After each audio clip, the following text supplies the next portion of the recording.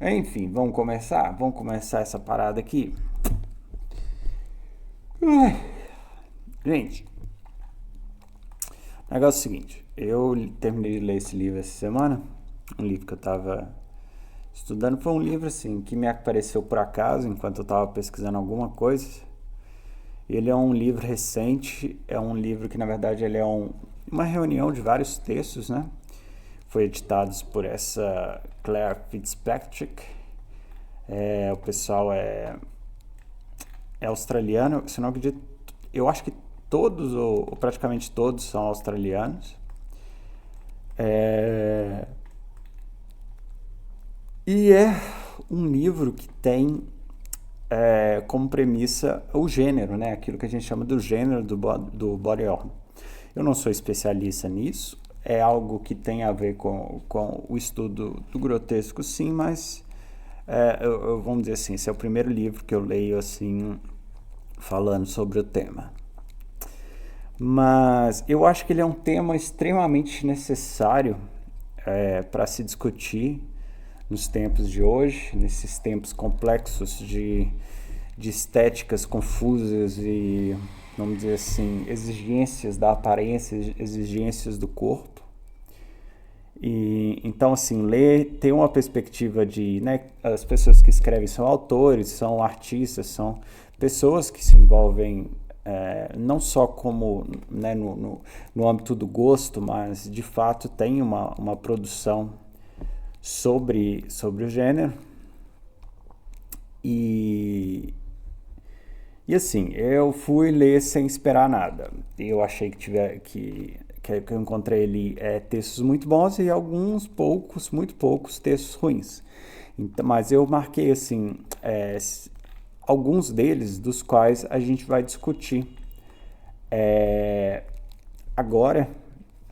E o que eu posso dizer já sobre o body horror?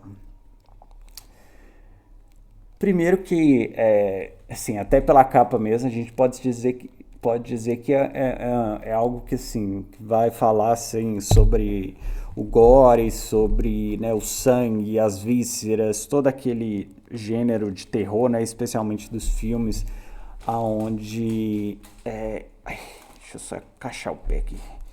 Aonde, vamos dizer assim, o que importa é o quão mais violento a coisa fica. E apesar de sim, boa parte do gênero ter isso, ele envolve muitos aspectos da sociedade que são interessantes da gente falar. De novo, é um gênero artístico, né? Que não envolve simplesmente a literatura, o cinema, ou vamos dizer assim, ele não se limita a essas artes, ele avança, né? Até mesmo é comentado sobre a performance, tem um texto sobre a performance que a gente vai comentar depois. E a pintura, né, e a produção de imagens nem se fala.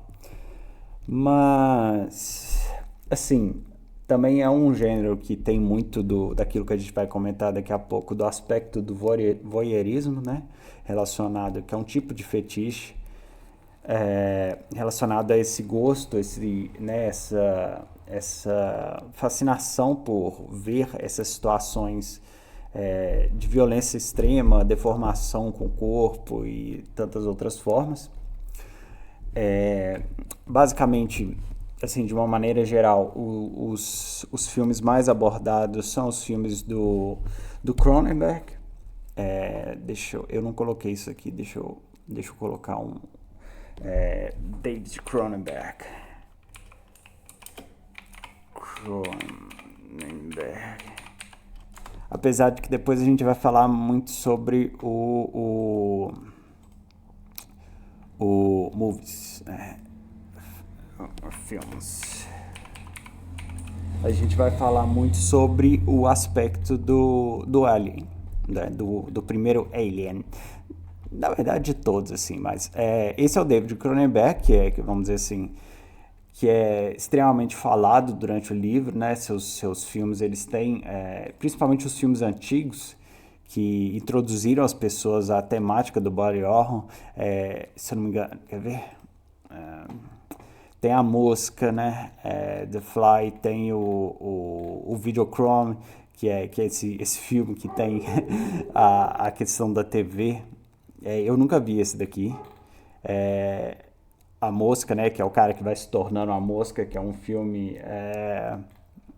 bem grotesco, né? É uma palavra que cabe muito bem. Gêmeos Morre da Semelhança também são um filme comum dele. Mistérios e Paixões, Naked Lunch, esse filme é muito legal. Vale muito a pena ver esse filme. É, Crash, Estranhos Prazeres. Assim, todo isso daqui que a gente está vendo aqui acontece muito no body horror, né? A sexualidade e a questão do corpo, né? O visceral, são duas coisas que caminham muito no gênero.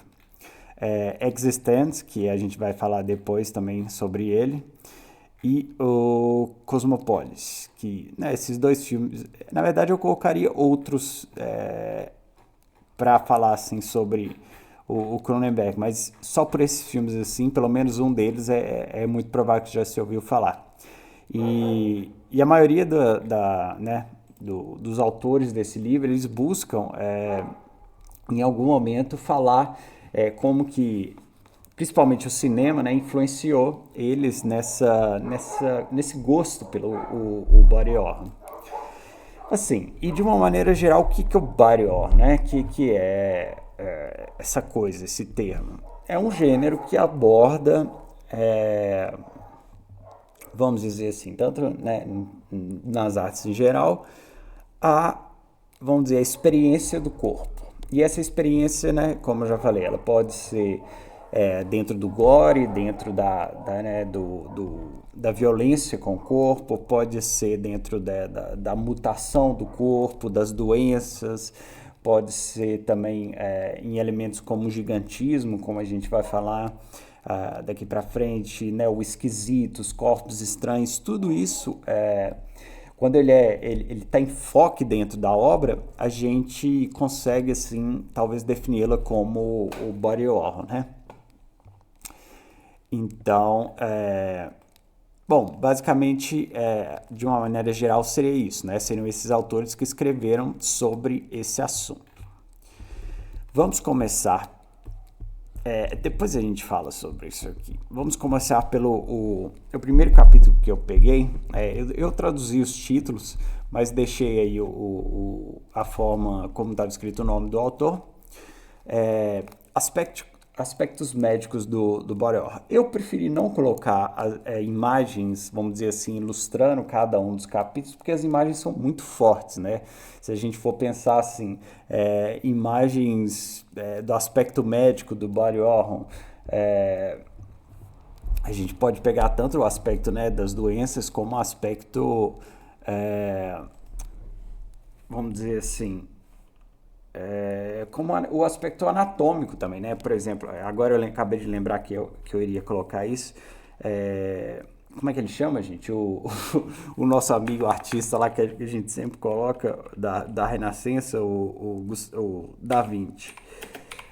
Da Vinci Corpse Drawings. O Da Vinci ele desenhava corpos vamos dizer, até essa imagem está no livro. Deixa eu abrir ela aqui. É muito interessante porque assim, isso daqui não tem nada de nojento, isso daqui é só o corpo e tudo e tal. Mas essa imagem, por exemplo, é uma imagem extremamente importante para nossa para o próprio estudo do ser humano, para o avanço da ciência, para o avanço das medicinas, porque antes, né, como a gente já falou em algum momento aqui, na era medieval não se podia violar os corpos, né, não podia dissecar os corpos e fazer né, descobrir sobre a anatomia, descobrir sobre os órgãos, os músculos e tudo aquilo que a gente tem no interior, né, debaixo da pele. E o Da Vinci foi um desses que começou vamos dizer assim, essa liberação dos corpos nesse sentido, e esses desenhos que ele fazia foram importantíssimos para médicos e cientistas que utilizaram posteriormente. Então, assim, todo mundo sabe que Da Vinci não era só um artista, ele era um gênio, né? Ele atuava em várias áreas, ele atuou na mecânica, na física, ele atuou na matemática, na anatomia e nas ciências, vamos dizer assim, naturais. Então, assim, mas também assim, esse é o aspecto, vamos dizer, um pouco mais, vamos dizer, levinho dos aspectos médicos do body horror, mas é presente, assim, no body horror essa necessidade, muitas vezes, a gente compreender o corpo através da produção artística do body horror. O que eu quero dizer com isso? O que eu quero dizer, e na verdade, dialogando com o autor desse capítulo? Nós, seres humanos normais, que não temos, vamos dizer, um contato direto com a anatomia, né, o profundo da medicina, a gente tem algo que é latente de nós desde a nossa primeira infância, que é o corpo, né? E o que é esse corpo? Como ele funciona? O que tem dentro desse corpo? E muitas vezes, através da arte, da produção, das histórias que são contadas e da imagem muito, né, pelo cinema, a gente pode compreender e, às vezes, muitas vezes, saciar essa espécie de curiosidade que a gente tem sobre esse corpo e sobre todo esse ambiente que é interior e que a gente não tem, vamos dizer assim, que nossos olhos não podem tocar no nosso dia a dia. Então, é interessante assim, o aspecto médico que ele cita, muito mais como um aspecto investigativo, de uma curiosidade latente nossa mesmo, de entender quem somos, de entender como nossos corpos funcionam. Então, é bem legal esse primeiro contato que esse autor coloca, mas ao mesmo tempo, né, aquilo que a gente vai comentar até num outro capítulo aqui, isso pode levar também pelo aspecto, vamos dizer assim, é fácil da gente encontrar hoje em dia em TikTok, em Instagram, no próprio YouTube, inúmeros vídeos de cirurgias, inúmeros filmes, né, daquela coisa de espremer cravo, daquelas coisas de remoção de cisto, todas essas coisinhas que tem muito do body horror, né, que não é uma produção artística, mas é uma produção de entretenimento, e que essa curiosidade, ela acaba se tornando uma curiosidade muito fetichiosa, né? Vamos dizer assim, eu vou ver um vídeo de espremer cravo porque me dá uma sensação assim, assada. Eu vou ver uma cirurgia. Eu lembro de uma vez que eu vi um vídeo de um rapaz na Índia que teve o corpo, vamos dizer assim, metade do corpo queimado, e aí era o médico mostrando como que ele estava tratando e sarando a pele do jovem. É bizarro. Assim, lá não, né, nesse vídeo, pelo menos o médico não tratava o jovem com nenhum tipo de sepsia que a gente espera de um hospital, de que um médico esteja fazendo, mas acaba que dá tudo certo, o rapaz recupera a pele, ele fica com a mão travada, mas a vida dele volta a funcionar, vamos dizer assim, o corpo retorna. Mas esses vídeos acabam sendo essa mistura, né, da curiosidade médica com a curiosidade, né, da experiência do corpo, é algo que existe e que, de certa forma, é comum a todos nós. No segundo capítulo, o título é Como a Bíblia esteja atento ao autossarcofagia e autoerotismo no cinema do body horror. Aí aqui, eu até peguei né, a descrição, vamos dizer, o significado dessa palavra, né, autossarcofagia ou Autocanibalismo é o ato de comer partes do próprio corpo, sendo um termo técnico para se referir ao consumo de carne de si mesmo, embora mais amplamente possa incluir cabelo ou unhas, e pode ser sintoma de transtornos mentais ou prática involuntária, não? Prática voluntária ou involuntária? Não sei aqui qual que seria o termo mais certo. Em casos raros, é diferente de autofagia, que é um processo celular normal. Então, hoje em dia nós estamos falando, né, muito sobre essa palavra aqui, né, nos casos de Epstein aí, né? Então, assim, mas aqui a gente está falando mais, tanto de uma, nesse capítulo, tanto de uma perspectiva do ato mesmo, que às vezes é mostrado em alguns filmes que tem, né, que são, vamos dizer assim, filmes mais trashes, filmes mais, vamos dizer assim, presentes, como eu posso dizer, filmes mais explícito mesmo, que, vamos dizer assim, tem o gênero body horror bem explícito, vamos dizer assim, né, de horror mesmo, com horror de fato do corpo sendo expressado. E, né, o autor cita ali alguns filmes que, agora eu não me lembro se nesse filme tem, mas Saló e Canibal, como é que chama? Apocalipse Canibal, não, esqueci o nome dele agora, mas é Canibal alguma coisa. É desses filmes famosos sobre o body horror que ficaram famosos ali se não me engano, na década de 70, 80. Holocausto, Canibal Holocausto. Mas um outro aspecto que é muito importante nessa questão da autossarcofagia é o elemento da autodepreciação também do corpo, né? Da forma vamos dizer assim, como que nós temos uma capacidade de autoconsumir esse corpo, mesmo que não consumindo de fato, consumindo intelectualmente, através, por exemplo, do uso de coisas que são nocivas ao corpo, ou consumindo, por exemplo, a pornografia, que causa efeitos colaterais no cérebro, o consumo né, aí mais ligado ao autoerotismo, né? Mas também consumindo, vamos dizer assim, no aspecto mais social, a forma que quando nós entregamos o nosso corpo a uma medida do social, uma medida de uma estética padrão, a gente meio que está violando o nosso próprio corpo, porque aquele corpo não é um corpo que é nosso, é um corpo que vamos dizer assim, eu compartilho ele com o social, então eu acabo, vamos dizer assim, vendendo o meu corpo a esse aspecto que não é próprio. Então, de certa forma, eu causo uma autocanibalização do meu próprio corpo, né? Eu vendo ele, de certa forma, por um status social. Então, de certa forma, você consegue fazer uma ligação com isso. Mas, assim, ver uma cena de algo. Eu já vi assim, vários filmes muito pesados, muito com esse aspecto, né, do objetivo da pesquisa.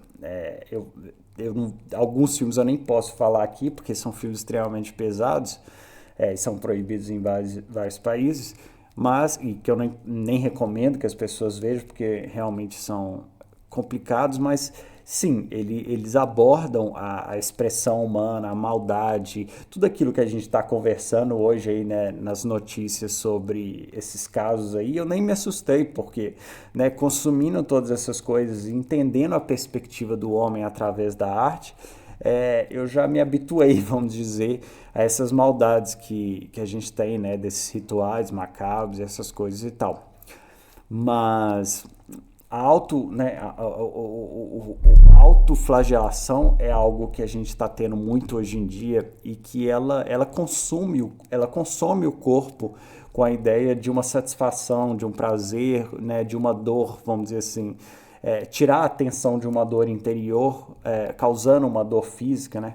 E agora recentemente também você tem pessoas que criaram uma forma de sadismo onde jovens estão, vamos dizer assim, entrando, por exemplo, no Discord e convencendo meninas novas, meninas de 12, 13 anos de idade a se cortarem e mandarem fotos para eles e tal. É uma coisa terrível e é um tipo de sadismo que é do nosso dia. Então, assim, talvez o canibalismo de fato não seja um problema social, mas existem outras formas dessa perspectiva que é presente na nossa sociedade atual, ainda mais essa sociedade de reclusos, né?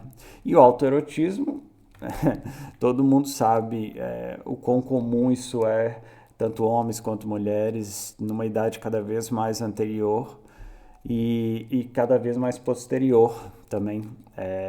De novo, gerando também muitos aspectos né, do vício sobre a autossatisfação do corpo. Então, assim, é complicado, é muito complicado.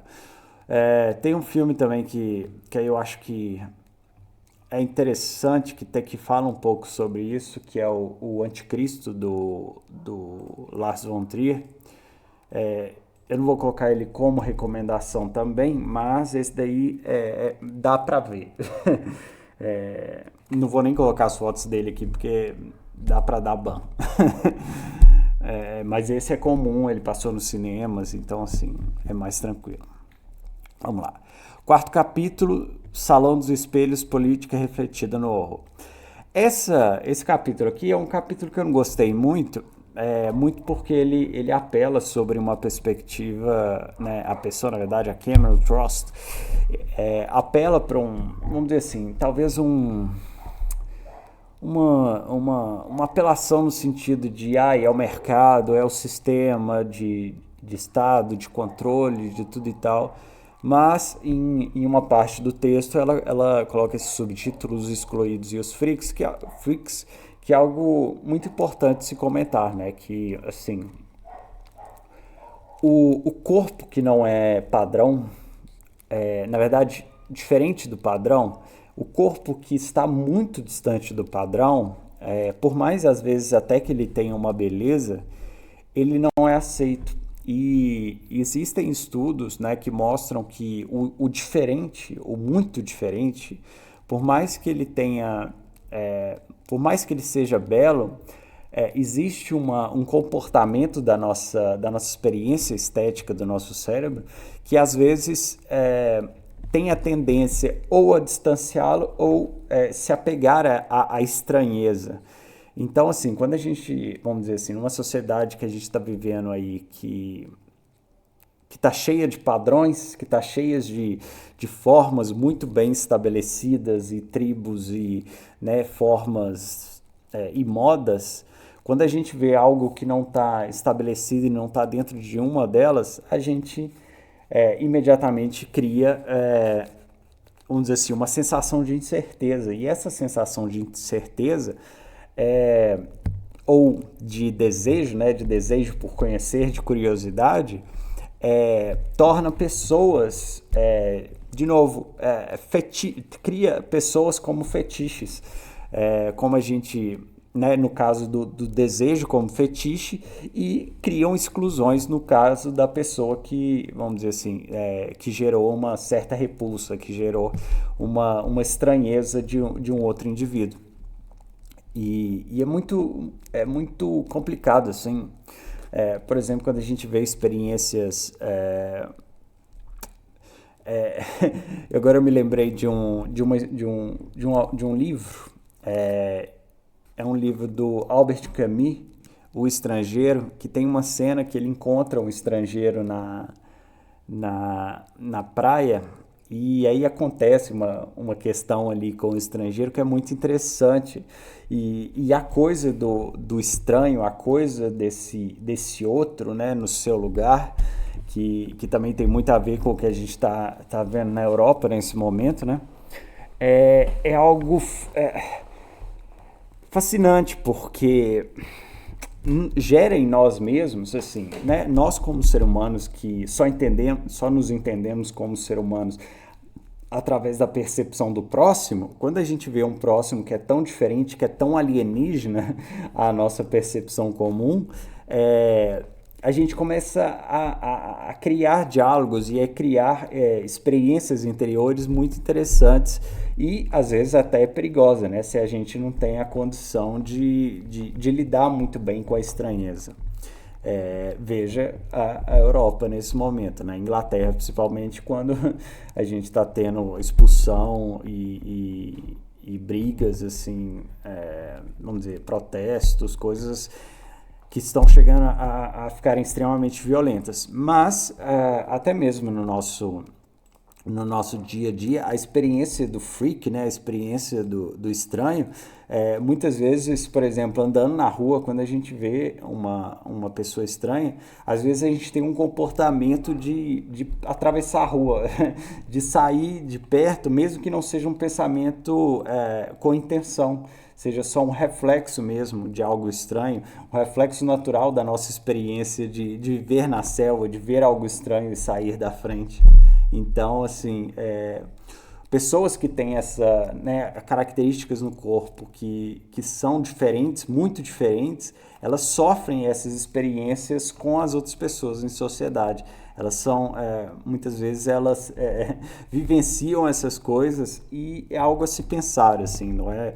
Eu não sou daqueles, assim, que acha que tem que, vamos dizer assim, trazer todos os estranhos e os excluídos, vamos dizer assim, para a normalidade. Os estranhos são estranhos. Eu acredito que existe sim uma experiência de ordem na sociedade e que os freaks são aqueles que muitas vezes são capazes de mudar essa sociedade. Mas que é bom que exista esse ambiente exterior, esse ambiente externo. Obviamente não de uma forma violenta, não de uma forma... vamos dizer assim, de um julgamento pessoal muito exacerbado, né? Pessoal, assim, sobre a personalidade dessas pessoas que são diferentes.